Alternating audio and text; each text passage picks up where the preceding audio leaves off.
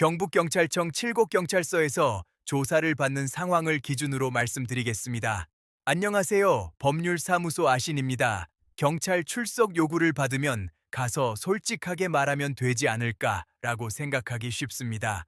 그런데 수사는 이미 고소 내용과 확보된 자료를 중심으로 일정한 틀을 만들어 놓은 상태에서 진행되는 경우가 많습니다. 그래서 조사 당일의 답변보다 조사 전에 사건을 어떻게 정리했는지가 훨씬 중요합니다. 형사사건은 죄명보다 실제 쟁점이 핵심입니다. 절도는 점유와 고의, 성매수는 대가성과 인식, 성범죄는 진술의 일관성과 객관적 정황, 보험사기는 자금 흐름과 공모관계가 중요합니다. 본인은 충분히 설명했다고 느끼지만 조서에는 일부 문장만 남습니다. 참 웃긴 게 그 한 문장이 사건 전체 취지처럼 읽히는 경우도 있습니다. 그래서 사실관계 시점 증거를 나눠 진술의 순서를 설계합니다. 경찰 단계는 사건의 끝이 아니라 이후 절차의 출발점이 될 수 있습니다. 송치 여부, 기소 가능성, 재판에서 다툴 부분까지 함께 봅니다. 인정할 부분과 다툴 부분을 구분하지 않으면 이후 대응이 흔들릴 수 있습니다.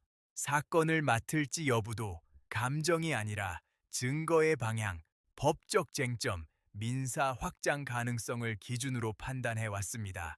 상담은 설득이 아니라 판단을 돕는 설명 과정이라는 태도를 유지합니다. 형사 문제는 민사 분쟁으로 이어지는 경우가 많습니다. 합의, 손해배상, 채권 관계가 동시에 얽히기 때문입니다. 그래서 소송 결과보다 실제 회수 가능성을 먼저 따집니다.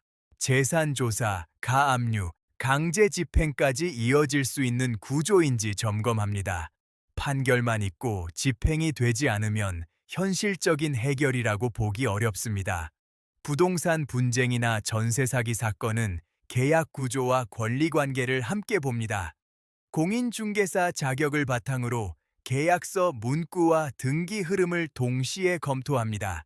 가사 사건도 감정 대응이 아니라 장기적인 이해관계를 중심으로 설계합니다. 이혼, 재산 분할, 양육권은 이후 분쟁 가능성까지 고려해 방향을 잡습니다. 출입국 문제와 형사 절차가 얽힌 사건은 형사, 민사, 행정을 나누지 않고 하나의 사건 흐름으로 종합 검토합니다. 상담부터 조사, 소송, 집행까지 직접 이어가며 준비해 왔습니다. 2009년 실무를 시작해 2014년 개소 이후 현실적인 설명 중심의 태도를 유지해온 이유도 여기에 있습니다.